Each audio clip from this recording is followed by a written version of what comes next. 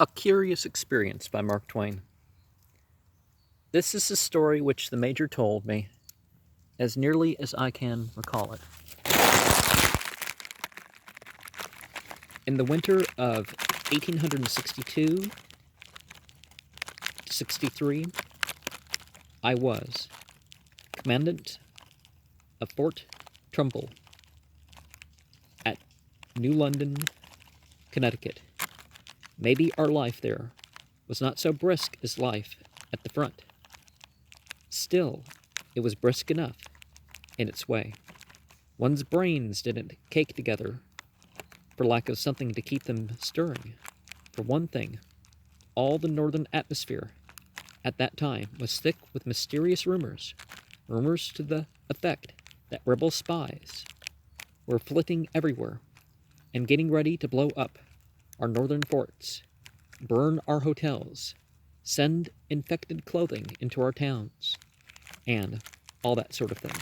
You remember it. All this had a tendency to keep us awake and knock the traditional dullness out of garrison life. Besides, ours was a recruiting station, which is the same as saying we hadn't any time to waste in dozing, or dreaming, or fooling around.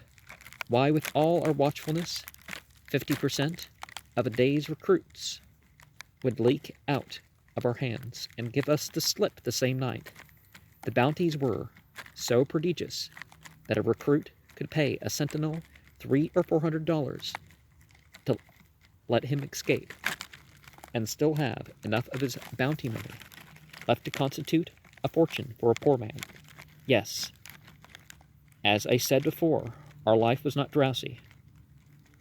Well, one day I was in my quarters alone doing some writing, when a pale and ragged lad of 14 or 15 entered, made a neat bow, and said, "I believe recruits are received here." "Yes. Will you please enlist me, sir?" "Dear me, no. You are too young, my boy, and too small." A disappointed look came into his face, and quickly deepened into an expression of despondency. He turned slowly away as if to go, hesitated, and then faced me again and said, in a tone that went to my heart, "I have no home, and not a friend in the world. If you could only enlist me." But of course the thing was out of the question. And I said so as gently as I could. Then I told him to sit down by the stove and warm himself, and added, "You shall have something to eat presently. You are hungry?" He did not answer. He did not need to. The gratitude in his big soft eyes was more eloquent than any words could have been. He sat down by the stove, and I went on writing. Occasionally I took a furtive glance at him. I noticed that his clothes and shoes, altogether soiled and damaged, were of good style and material. This fact was suggestive. To it I added the facts that his voice was low and musical, his eyes deep and melancholy, his carriage and address gentlemanly. Evidently the poor chap was in trouble. As a result, I was interested. However, I became absorbed in my work by and by, and forgot all about the boy. I don't know how long this lasted, but at length I happened to look up. The boy's back was toward me, but his face was turned in such a way that I could see one of his cheeks, and down that cheek a rill of noiseless tears was flowing. I'm remembered of, I don't remember which battle or whenever it was, somebody went to Prophet Muhammad, and they wanted to enlist, and it was like they were too young, but they came back, and they were old enough, and they had hit puberty, and they were allowed to enlist, because they were responsible for themselves now. Now people say, oh, well, there's this age that you grow to you're 25, or at some time in between. That's a lot more arbitrary than people realize. You're finally able to handle the armor or something, but but yeah, soldiers should have reached the age of accountability and be of a physical condition that they're not a drag otherwise. I mean, they're, definitely more of a help than a hinder, that sort of thing. God bless my soul. I said to myself, I forgot the poor rat was starving.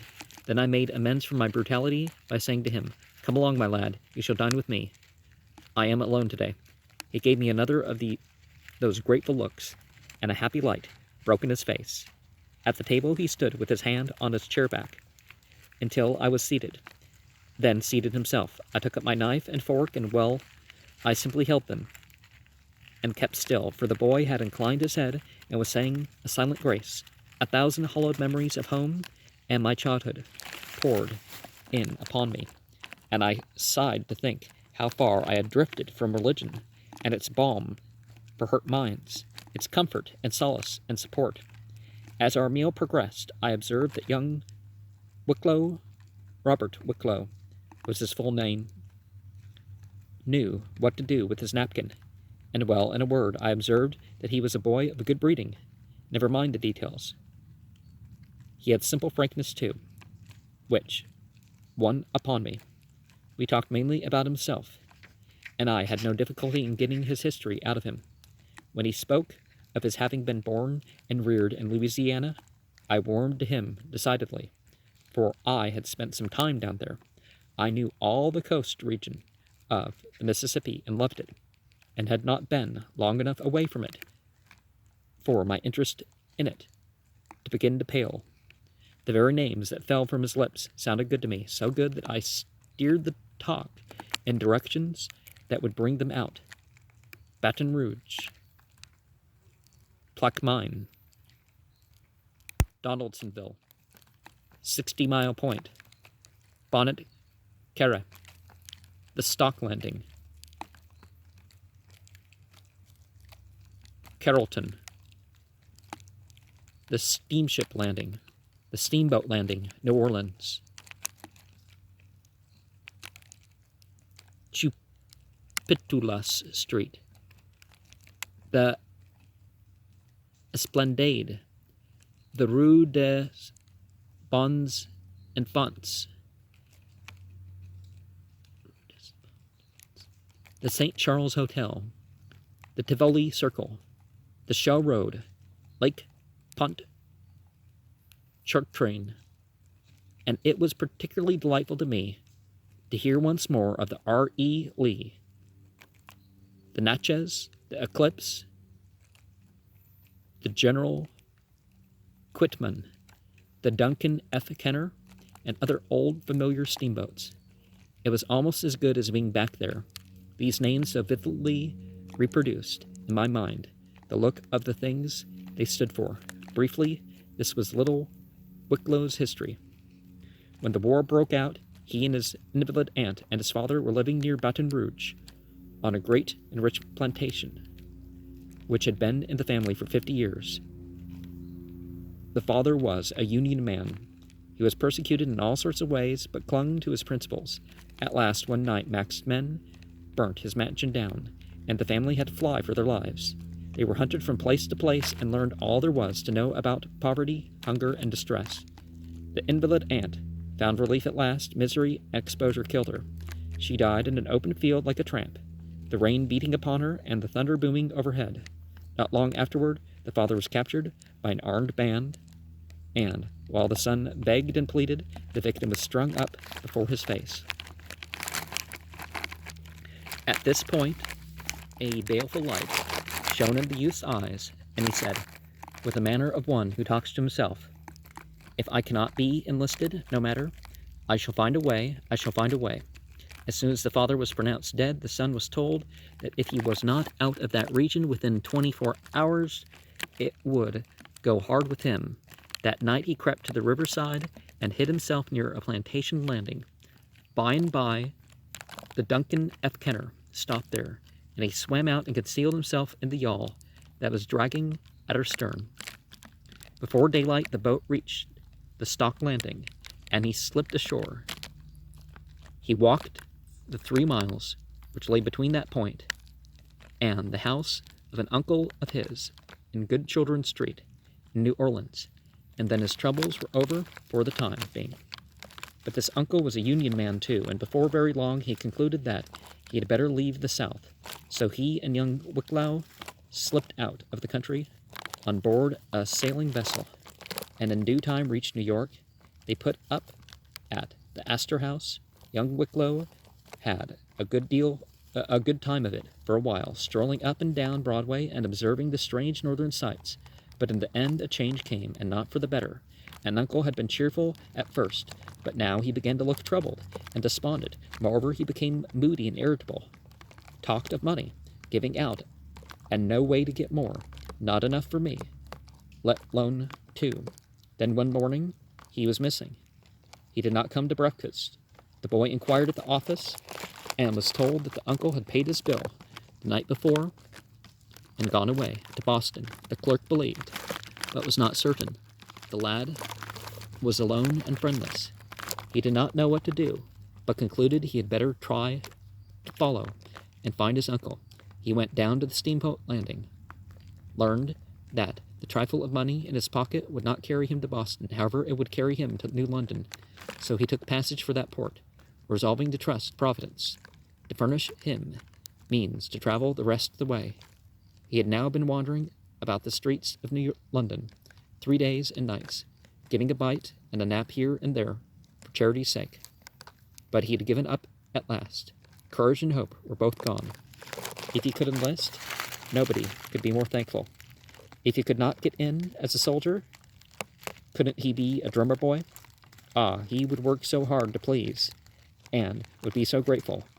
Well, there's the history of young Wicklow, just as he told it to me, barring details. I said, "My boy, you are among friends now. Don't you be troubled any more."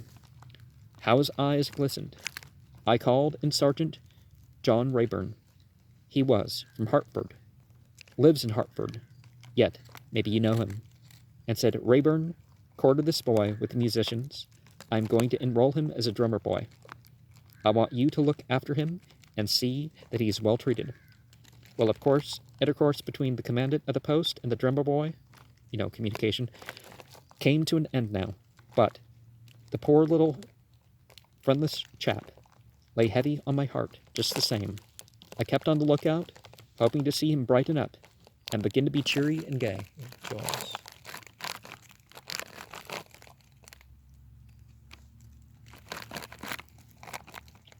But no, the days went by, and there was no change. He associated with nobody. He was always absent-minded, always thinking. His face was always sad. One morning Rayburn asked leave to speak to me privately. Said he, "I hope I do not offend, sir, but the truth is, the musicians are in such a sweat, it seems as if somebody's got to speak." "Why? What's the trouble?" "It's the Wicklow boy, sir. The musicians are down on him, to an extent you can't imagine." "Well, go on, go on. What has he been doing?" "Praying, sir." "Praying?" "Yes, sir. The musicians haven't any peace in their life, for that boy is praying. First thing in the morning, he's at it. Noons, he's at it. And nights, well, nights he just lays into him like all possessed. Sleep? Bless you. They can't sleep.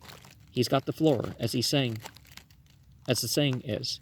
And then when he once gets his supplication mill going, there just simply ain't any let up to him. He starts in with the bandmaster, and he prays for him. Next he takes the head bugler and prays for him. Next the bass drum. He scoops him in, and so on, right straight through the band, giving them all a show and taking that amount of interest in it, which would make you think that he thought he weren't but a little while for this world, and believed he couldn't be happy in heaven without he had a brass band along, and wanted to pick 'em out for himself, so he could depend on 'em to do up the national tunes in a style suiting to the place. Well, sir, even boots at him don't have no effect. It's dark in there, and beside, he don't pray fair anyway. He kneels down behind the big drum, so it don't make no difference if they bring boots at him. He don't give a dern. Warbles right along, same as if it was applause. They sing out, 'Oh, dry up, give us a rest. Shoot 'em, oh, take a walk,' and all sorts of things. But what of it? It don't thaws him. He don't mind it. After a pause, kind of a good little fool, too. Gets up in the morning and carts all that stock of boots back and sorts them out and sets them at each man's pair where they belong. And they've been throwed at him so much now that he knows every boot in the band, can sort 'em out with his eyes shut. Now, one of the things that a person should learn to do, and I've learned to do long ago, not because of things like this. I was never the point that, oh, everybody has to hear. No. That if you're not leading anybody in prayer, you can be super quiet, like a decibel or something with what you say, and then everybody can sleep and all that other stuff. Sounds like he was like, trying to lead the barracks or something like that. And even when not, you can pick a volume where people can sleep and where and times and durations and stuff where people don't have to be disturbed.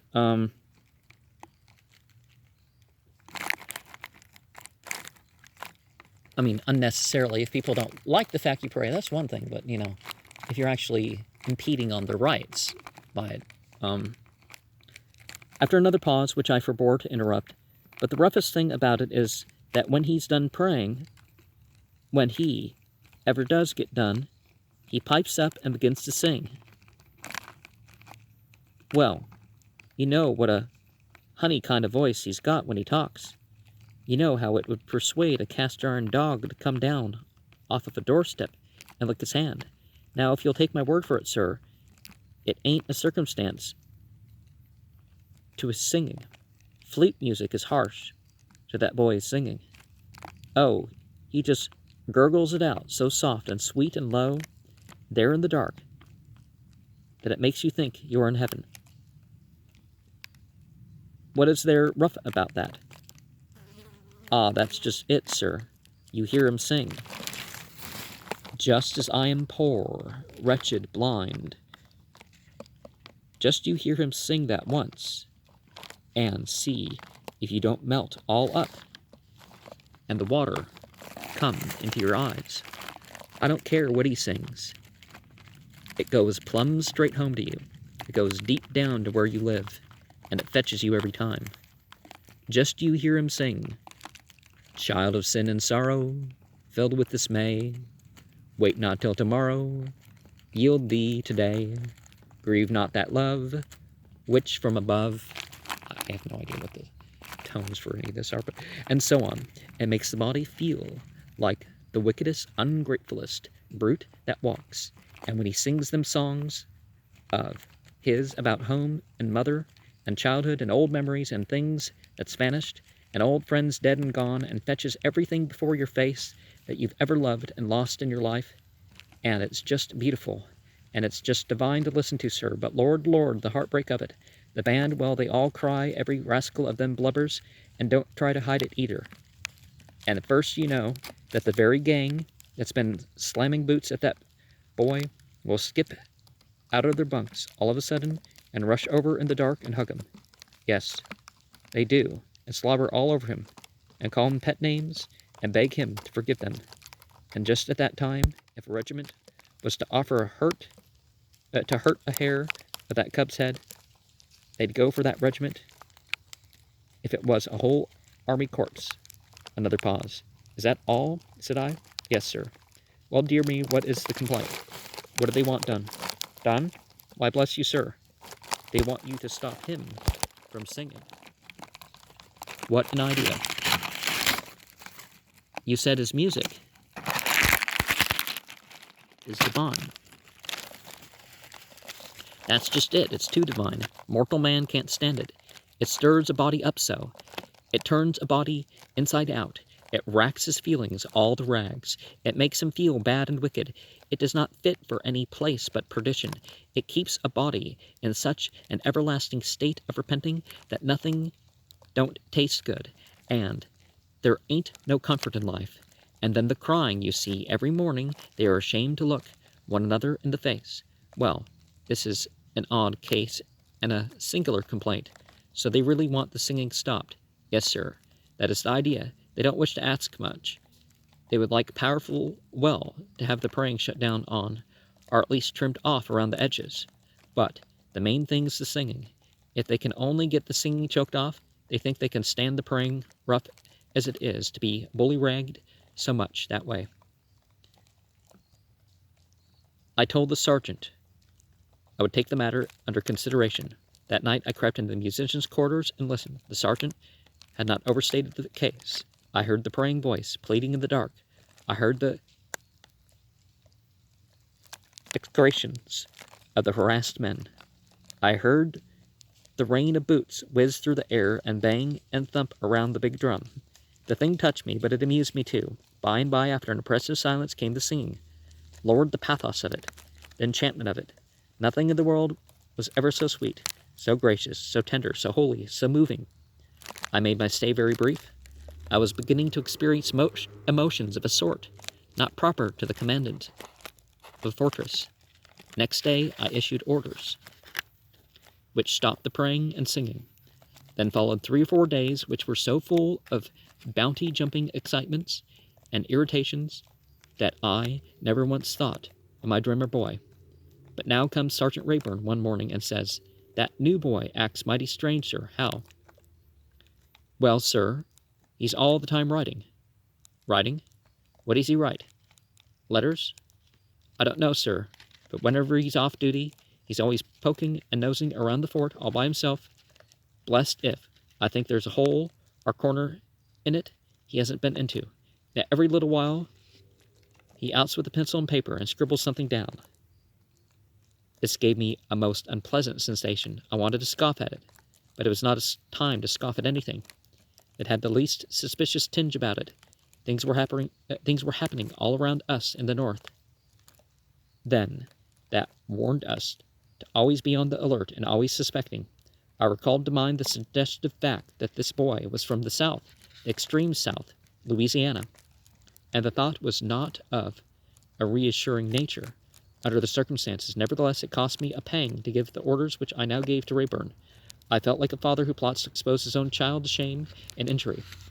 I told Rayburn to keep quiet, bid his time, and get me some of those writings whenever he could manage it, without the boy's finding out. And I charged him not to do anything which might let the boy discover he was being watched. I also ordered that he allow the lad his usual liberties, but that he be followed at a distance when he went out into the town. During the next 2 days, Rayburn reported me several times. No success. The boy was still writing, but he always pocketed his paper with a careless air whenever Rayburn appeared in the vicinity.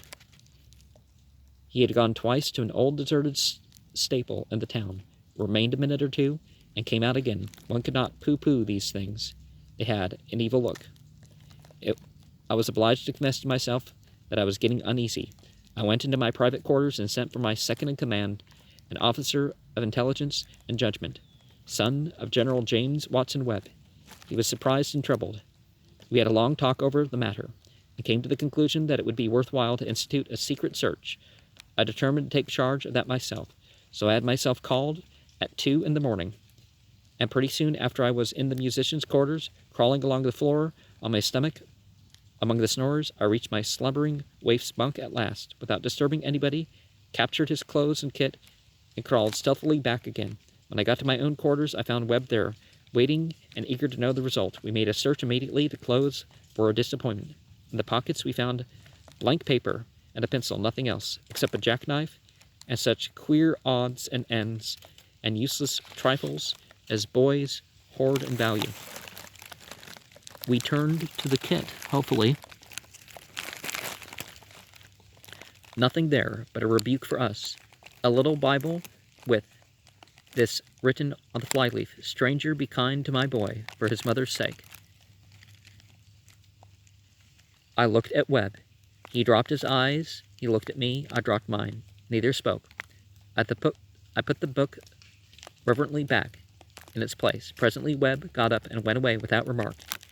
After a little, I nerved myself up to my unpalatable job, and took the plunder back to where it belonged, crawling on my stomach as before. It seemed the peculiarly appropriate attitude for the business I was in. I was most honestly glad when it was over and done with. About noon the next day, Rayburn came, as usual, to report.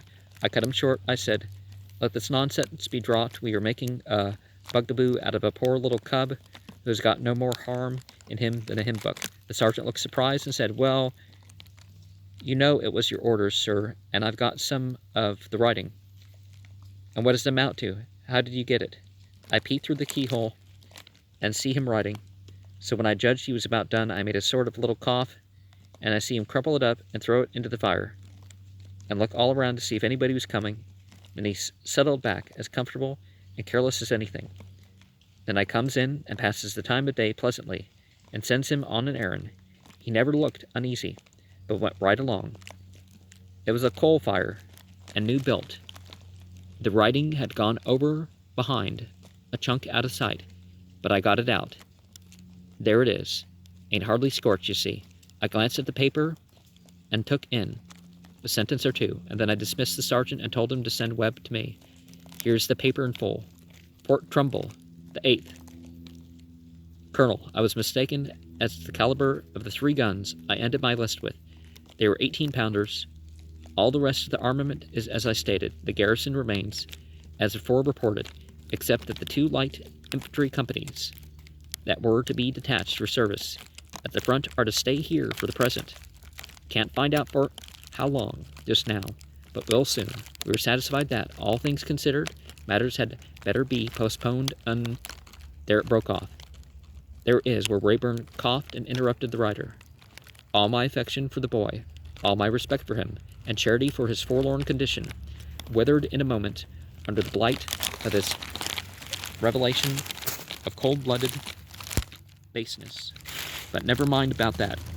Here was business that required profound and immediate attention too. Webb and I turned the subject over and over, examined it all around. Webb said, "What a pity he was interrupted. Something is going to be postponed until when? And what is the something? Possibly he would have mentioned it." The pious little reptile. "Yes," I said, "we have missed a trick." And who is we in the letter? It is a conspirators. Is it conspirators inside the fort or outside? That we is uncomfortably suggestive. However, it was not worth while to be guessing around that, so we proceeded to matters more practical. In the first place, we decided to double the sentries and keep the strictest possible watch. Next, we thought of calling Wicklow in and making him divulge everything, but that did not seem wisest until other methods should fail. We must have some more of the writings, so we began to plan to that end. And now we had an idea. Wicklow never went to the post office.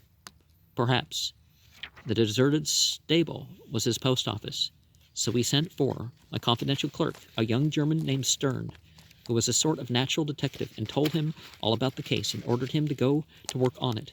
Within the hour, we got word that Wicklow was writing again. Shortly afterward, word came that he had asked leave to go out into the town. He was detained a while, and meantime Stern hurried off and concealed himself in the stable. By and by he saw Wicklow saunter in, look about him, and hide something under some rubbish in a corner, and take leisurely leave again. Stern pronounced the hidden article a letter, and brought it to us. It had no superscription and no signature. It repeated what we had already read, and then went on to say, "We think it best to postpone until 2 companies are gone. I mean, the 4 inside think so. Have not communicated with the others. Afraid of attracting attention, I say 4 because we have lost 2. They had hardly enlisted and got inside when they were shipped off to the front. It will be absolutely necessary to have 2 in their places. The 2 that went were the brothers from 30 Mile Point. I have something of the greatest importance to reveal, but must not trust it to this method of communication. We'll try the other." "The little scoundrel," said Webb. "Who could have supposed that he was a spy?